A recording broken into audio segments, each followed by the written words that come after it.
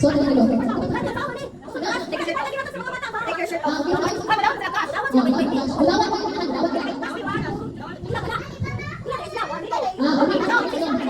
Uy, wow! Sakit! Kanya! Oh, sige kita! Ang sakay mo na! Oh, tara na! Balik ka! Oh, teka! Ikaw dito! Usay ka ba? Juwena! Ikaw dito!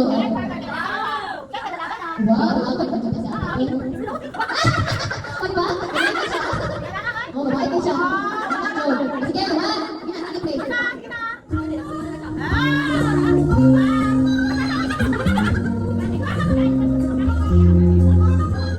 Ilang taon na nga ang lumipas. Ang hirap ng bilang ng basta ko, binuo ang pagkakaibigan ito na hindi inaasahan. Isang kwento ng pagkakaibigang sinubok ng panahon, pinaghiwalay ang kanya-kanyang pangarap, kanya-kanyang pagsubok at kanya-kanyang buhay pamilya.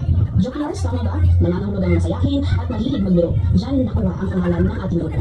Pero paano nakatawa na buo? Umpisahan ko sa isang babae na napakabrustong maglakad na akala mo kung sino, kumasta at kahit alam niyang Bisaya ang dialekto ng ilakhan, ipatay Tagalog ang luha. Oo, alam kong kilalang kilala niya siya. Ito kasi ang naging mukha ng grupo. Russell Princess Ramirez o Mutya. Tama-tama sa kalaya o pangalan niya. Kasi siya lang naman ang naging prinsesa ng gulo kahit na ahead sa atin, insaf or kung sino ka man yan, inaaway niya. Well, ngayon, matapang pa rin naman, kaso with a heart na. Sumunod ay ang tatlong itlog. Kung tawagin si Chucky, si Joanna at si Janine. Sila lang naman yung sobrang iingay sa likuran. Kung makahalakhak ay wagas at parang wala nang umaga. Nadami pa si Heidi na sobrang tahimik at inosente. Dumagdag pa ang dalawang prinsesa, si Ralph at Rocky, na wagas din tumawa na kitang-kita pati nalamala. Siyempre, hindi pa ulit kami guys. Hindi ko alam bakit kami nag-swak. Basta alam ko, isang araw, kaibigan ko na siya. Hanggang dumating sa grupo ang mother of all season, si Sister Yanyan or si Mother Yanyan. Hindi mahinhin, pero kalog din pala. Siyempre, hindi na ata mabubuo ang barkada kung hindi sila sumama. Last but not the least ang eksena. Si Queenie, si Krisa at si Jasmine. Na matatawa ka na lang dahil talagang tinanong nila kung kasama sila sa grupo. Siyempre, oo. Dumating tayo sa point na pati isang lollipop pinagpapasapasahan o salit-salitan. Ganun tayo kasolid. Yung barkadang walang halong kaartihan, punong-puno ng laro ang nasa isipan. Hindi ko mawari ang eksena o eksaktong sitwasyon o ang panahon o ang oras kung kailan tayo pinagsama-sama. O ano nga ba ang umpisa? Basta't nag-click na ng lahat. Mula sa simpleng kulitan, simpleng tampuhan, hanggang sa tulungan sa pag-aaral. Tandang-tanda ko pa, 1 week before exam, ready na tayo. Kaya palaro-laro na lang ng train-train o habulan sa ground. Kaya madalas, napagkakamalang wala tayong pakialam sa ating pag-aaral. Mga araw kung saan pati ENSAF at si Sir Litawa ay ating nasubukan. Tanda nyo yun, Convocation Day.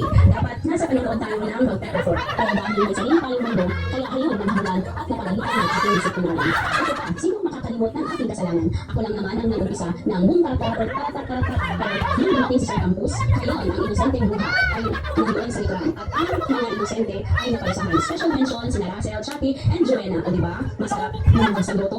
Tandaan nyo rin ba na hindi pa binubuksan ang gate? Dahil takbo tayo ng takbo, hay isipin yung daka sa harap ng winner. At ang okay, tinulungan pa siya ng mga ati-kuya. Pero ang barkada, halin sa likod, tawa-tawa dahil nadapa siya.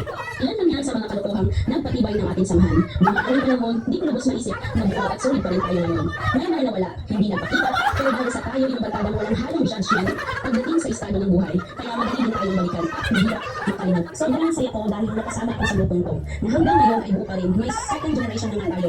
Ngayon, ito na naman tayo, pinagsama-sama ng pagkakataon. Masasabi kong kahit saan tayo dahil ng panahon, may nagpuntang Dubai o kahit sa anong palit ng mundo, may naghihintay na barkadang hindi matitinag at mananatiling buo kailanman. Merry Christmas mga kapatid and Happy New Year. And I am hoping na susunod at sa susunod pa ng mga taon at kahit tumanda na tayo, ay solid pa rin. At alam ko na mananatili ang pagiging magkaibigan natin. Wala na sigurong susubok or makakatinda dito. I love you all and Merry Christmas and Happy New Year from Lady Jane.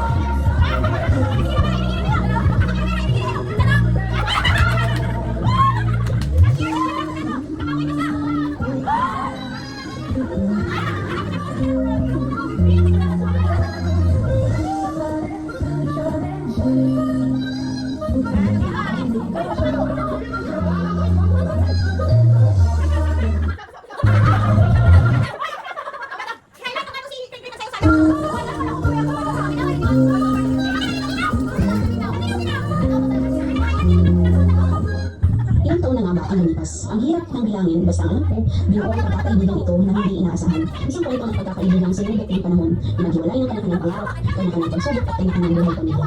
Joculars, tama ba? Nangangahulugang masayahin at mahilig magbiro. Diyan nakuha ang pangalan ng ating grupo. Pero paano nga ba tayo mabuo? Uumpisahan ko sa isang babaeng napakagustong maglakad na akala mo kung sino, umasta at kahit alam niyang Bisaya ang dialektong kinilakhan, ipanay Tagalog ang duha.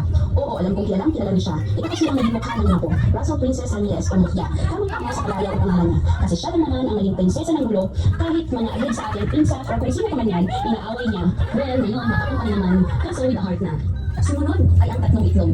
Kung tawagin si Chatty, si Joanna at si Jenny, sila lang naman yung sobrang pipingay sa likuran. Kung makahalakhat ay wagas at parang wala ng umaga. Nadamay pa si Heidi na sobrang tahimik at inosente. Dumagdag pa ang dalawang prinsesa, si Ralph at Rocky, na wagas din tumawa na kitang-kita pati nga. Siyempre, hindi pa bumili kami ni Vance. Hindi ko alam bakit kami nag-swap. Basta ang alam ko, isang araw, kaibigan ko na siya.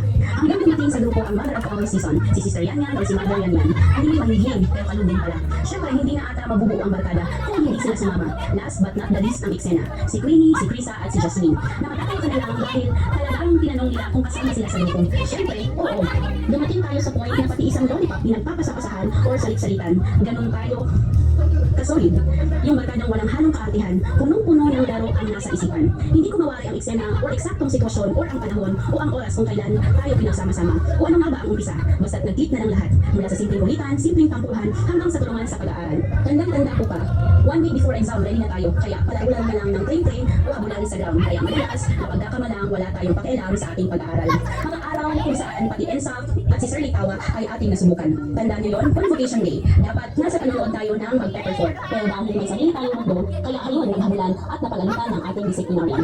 Ito pa, sinong makakalimot ng ating kasalanan? Ako lang naman ang nag-umpisa ng boom tarat-tarat or tarat-tarat-tarat. Pero nung dumating sa Sir Campus, ngayon ang inosenteng bruha ay nandoon sa likuran at ang mga inosente ay naparusahan. Special mention sina Russell, Chatty, and Joanna. O diba? Masarap lumubod sa grotto.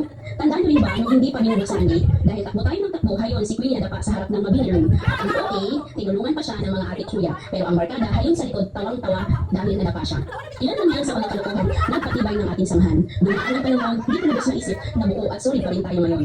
May mga nawala, hindi nagpakita, pero dahil sa tayo yung barkadang walang halong judgment pagdating sa estado ng buhay, kaya madali din tayo balikan at mahirap makalimut. Sobrang saya ko dahil nakasama ako sa grupong to, na hanggang ngayon ay buo pa rin. May second generation na nga tayo. Ngayon, eto na naman tayo, pinagsama-sama ng pagkakataon. Masasabi kong kahit saan tayo dalhin ng panahon, may nagpintang Dubai o kahit saan mapalot ng mundo, may naghihintay na barkadang hindi matitinag at mananatiling buo kailanman. Merry Christmas mga kapatid and Happy New Year. And I am hoping na susunod at sa susunod pa na mga taon at kahit tumanda na tayo, ay solid pa rin. At alam ko na mananatili ang pagiging magkaibigan natin. Wala na sigurong susubok o makakatinag nito. I love you all and Merry Christmas and Happy New Year. From Lady Jane.